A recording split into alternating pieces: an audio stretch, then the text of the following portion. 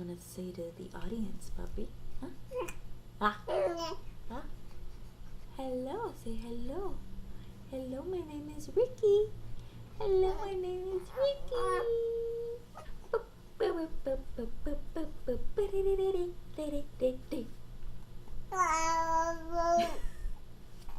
I know, me too. What's up, guys? It is Joey, and today's topic is a very serious topic for me. Overdose. So,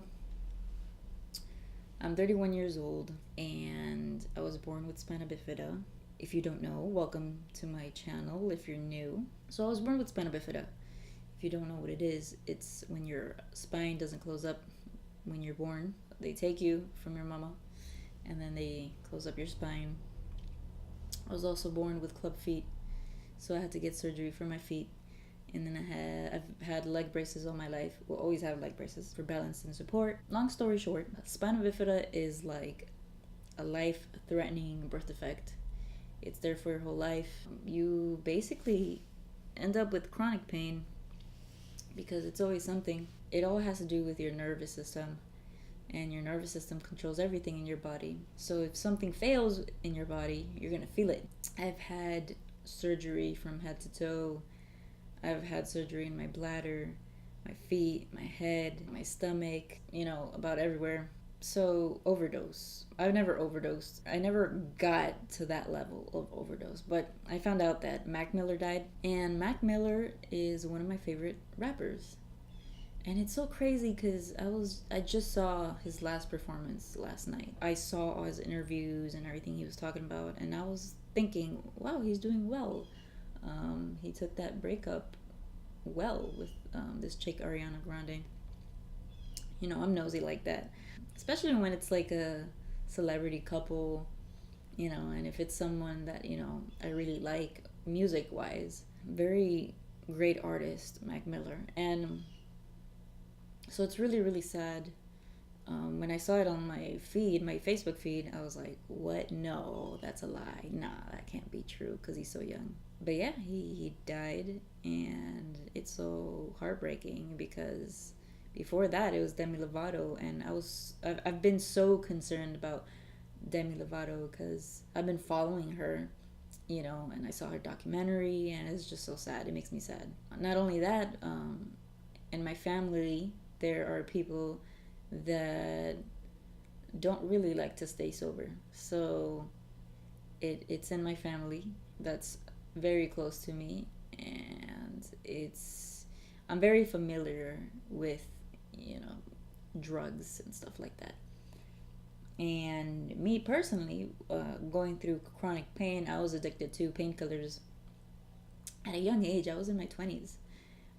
When I used to live in Colorado, it came to a point where doctors just prescribed anything. They prescribed a big amount of milligrams when it came to painkillers. And so I think for like 2 weeks I was just taking painkillers because I was just so, even when I didn't really need it anymore, I just became traumatized that I was going to get the pain back. So when it's traumatic when you have really, really bad pain over something. I think I had like a bladder infection, and it was really, really bad. I think it hit my kidneys even, because my kidneys were hurting.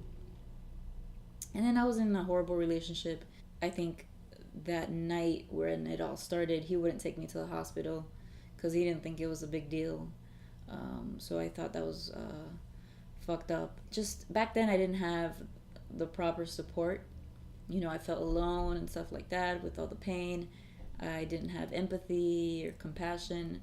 And I really didn't tell my girlfriends in Colorado that I was going through that pain and stuff like that because I didn't think that they cared. They probably would, but I wasn't really open about my health problems. So I became addicted to painkillers for a little bit, and I started noticing that I wasn't doing anything anymore. I was just sitting on the couch, and I'd be on the computer like the whole time doing nothing. And there were times that I was missing class. And then when I noticed that everything just, I didn't care about a lot of stuff, I wasn't doing anything around the house, I was like, okay, this is getting very repetitive. So I was like, I need to stop. So I stopped taking painkillers. And when it comes to me, I just go cold turkey with things. I went cold turkey with alcohol, and I went cold turkey because there was a time in my life where I was smoking weed and drinking alcohol, a lot of wine at the same time. So I remember I was like, okay, I'm just gonna stop, and I just stopped. I just have that mentality that if I'm gonna stop doing something, I'm just gonna stop doing it. And like when I was pregnant, it was really hard because I had a lot of pain, a lot of pain, and it just sucked that I couldn't smoke weed. I'm just being very truthful here, because it does numb you out. So I wish I knew these people that had drug problems, because I'm so familiar with it, and I think this just keeps showing you that everybody is lonely, and everybody just sometimes, some people just get into their dark part in their brain, and then you go out of control, and then you overdose yourself, and that's it, it's a wrap, and you can't get out of that, and it's over. So I think that people need to express more how they feel, and that's a big problem, especially men. They need to express how they feel. They need to be open to the people that are close to them. And if here's the thing, if you have close friends that you call your best friends, and they're making fun of you, or they shut you down with your feelings, then they shouldn't be your friends in the first place. I've gone through so many friends, and I've had a lot of shitty friends, and I've come to this point where I've eliminated people from my life because they don't support me emotionally, mentally, or they just don't support me in life, period. So I currently don't do drugs. But I think the last time I had a drink was a cup of wine, but I didn't even drink it all, because it just takes me back to those days where I was just like super drunk, and it just gross to me. I've smoked weed a couple times, I think from just stress of being a new mom, but it's not a bad thing. The important thing to me is to be the best that I can be, sober, and I like being sober. It's because I'm in a good place. I'm surrounded by people that care, so it's all that matters.